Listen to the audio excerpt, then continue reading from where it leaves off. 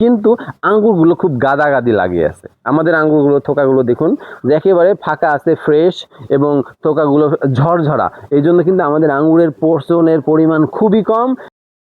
আসসালামু আলাইকুম, মেহেদি মিষ্টি আঙ্গুর বাগানের পক্ষ থেকে সকলে জানাই আন্তরিক শুভেচ্ছা। দর্শক, এবার অনেকে আঙ্গুর চাষ করছে, বাংলাদেশে অনেক আঙ্গুর বাগান হয়েছে, কিন্তু একটা সমস্যার মুখোমুখি প্রত্যেকেই হয়েছে, সেটা হলো আঙ্গুর ধরছে, আঙ্গুর পাকছে, কিন্তু হারভেস্ট করা পর্যন্ত নিয়ে যেতে পারে না। কিছু হারভেস্ট করতে পারে, তারপরেই আঙ্গুর কিন্তু ম্যাক্সিমাম আঙ্গুর পচে নষ্ট হয়ে গেছে, বাজারজাত করতে পারে নাই টন টন আঙ্গুর।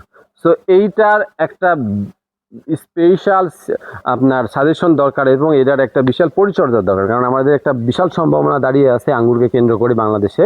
তো সেইটাকে ঠিক রাখতে হলে আমাদের এই আঙ্গুর পচন রোধ এবং আঙ্গুরকে বাজারজাতকরণের ব্যবস্থাটা সবচেয়ে বেশি গুরুত্ব দিয়ে জানতে হবে, এবং এই ব্যবস্থা নিয়ে আমি আজকে কথা বলবো কিভাবে আপনার আঙ্গুরগুলো আপনারা সঠিকভাবে পরিচর্যা নিতে পারবেন এবং সুস্থ রাখতে পারবেন এবং বাজারজাত করতে পারবেন, সেই বিষয়ে আমরা কথা বলবো। এবং সেটা আপনাদেরকে আমরা প্র্যাকটিক্যালি দেখাই। দেখুন দর্শক, আমরা এখন জুন মাসে অবস্থান করছি। আমাদের এটা নিজস্ব বাগান, যেখানে সকলের বাগানই নষ্ট হয়ে গেছে, যদিও এটা পলিশেডের মধ্যে। এরপরে কিন্তু আঙ্গুরের যত্ন নিলে এটা সম্ভব।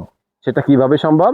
আমাদের এই আঙ্গুরের থোকাগুলো দেখুন, একটু দেখলে বুঝতে পারবেন। অনেকের আঙ্গুরের বাগানে দেখছেন যে আঙ্গুর ধরছে, ঠিক আছে, কিন্তু এক অংশে ধরছে, আরেক অংশে কম ধরছে, কিন্তু আঙ্গুরগুলো খুব গাদাগাদি লাগিয়ে আছে। আমাদের আঙ্গুরগুলো থোকাগুলো দেখুন যে একেবারে ফাঁকা আছে, ফ্রেশ, এবং থোকাগুলো ঝরঝরা। এই জন্য কিন্তু আমাদের আঙ্গুরের পোষণের পরিমাণ খুবই কম, এবং এখন পর্যন্ত আঙ্গুর ফ্রেশ রয়েছে। এই জন্য আপনাদেরকে মূল যেটা বিষয়, আঙ্গুর পচন রোধের জন্য আপনারা কি করতে পারেন। আঙ্গুর পচন রোধের জন্য অবশ্যই আপনাদেরকে 2-3টা কাজ করতে হবে। তার মধ্যে 1 নাম্বার কাজ হলো আপনাদেরকে অবশ্যই আঙ্গুর থিনিং বা ছাঁটাই করতে হবে। কি পরিমাণে ছাঁটাই করবেন, কখন করবেন, কিভাবে করবেন, সেইটাও আমরা বলে দেবো ইনশাআল্লাহ। সেটার জন্য আপনাদেরকে ভিডিওটা শেষ পর্যন্ত দেখতে হবে। আঙ্গুর কিভাবে থিনিং করবেন? আঙ্গুর যখন ছোলা বুট আকার ধারণ করেন, ছোলা বুট ছোট্ট সাইজ ধারণ করে, মটর দানা এইরকম যখন আঙ্গুর ধারণ করবে, তখন আপনি আঙ্গুরটাকে 1 স্টেপে ছাঁটাই করবেন। কি পরিমাণে? যে আঙ্গুরগুলো আছে সেখান থেকে অর্ধেক 40% আঙ্গুর ফেলে দিবেন। এই থোকাতে যখন ছোলা বুট আকারের ফল সাইজ ধারণ করছে, তখন আমরা কি করব, এখান থেকে 40% আঙ্গুর ফেলে দিব। এটা গেল স্টেপ 1। স্টেপ 1 এর পর স্টেপ 2 হবে, পাশাপাশি আমাদের এখানে ছত্রাকনাশক স্প্রে করতে হবে, যাতে করে কালারটা ভালো থাকে এবং এর ভেতরে পচনের কোনো সমস্যা না আসে। এটা স্টেপ 2। আর 3য় নম্বর স্টেপে আমরা 10 থেকে 15 দিন পরে আরেকবার থিনিং করব। এবার থিনিং কতটুকু করব? এইবার আমাদেরকে থিনিং করতে হবে, যে আঙ্গুরগুলো ওখানে থাকবে ওখান থেকে আবার 30 থেকে 40% আঙ্গুর আরেক ধাপে ফেলে দিতে হবে। তাহলে দেখবেন আঙ্গুরের থোকাগুলো ঝরঝরা হয়ে যাবে, সুন্দর ফ্রেশ হবে। এই যে দেখতে পাচ্ছেন আমাদের থোকাগুলো কিন্তু কোনো গাদাগাদি নেই, একটার সাথে আরেকটা সুন্দর স্পেস পেয়েছে, এবং এখানে দেখুন একটা আঙ্গুরও পচা নেই।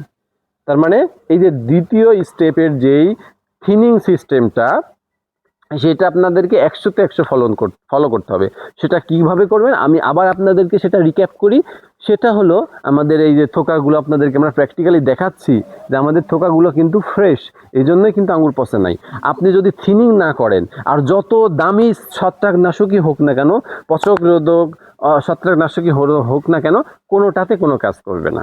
আমরা পরবর্তী আবার নতুন ভিডিওতে আপনাদের সামনে আবার হাজির হব, নতুন আরো কিছু টিপস নিয়ে। আঙ্গুর চাষ ব্যাপার যদি আপনারা জানতে চান এবং গভীরভাবে আঙ্গুর চাষ করতে চান, তাহলে আমাদের সাথে অবশ্যই আপনাকে থাকতে হবে। তাহলে ইনশাল্লাহ আপনারাই বলবেন যে হ্যাঁ, আমরা এই চ্যানেলটা দেখে অনেক উপকৃত হয়েছি। দেখুন, সেটার একটা নমুনা আপনাদেরকে দেখাচ্ছি। দেখুন, এখানে মাটি টাচ করে আছে, এরকম আঙ্গুরের থোকাও আছে এখানে, এবং সেগুলো কিন্তু দেখুন কি বিগ সাইজ, এবং আঙ্গুরগুলো এখন পাকতেছে সবে মাত্র। মানে আসলে এটা না দেখে আপনারা বিশ্বাসই করবেন না যে এত সুন্দর, এত পরিমাণে আঙ্গুর একটা গাছে। এই গাছে কিন্তু অসংখ্য আঙ্গুর ধরে আছে, শত শত থোকা, যেটা আপনারা দেখতে পাচ্ছেন একটা মাত্র গাছ।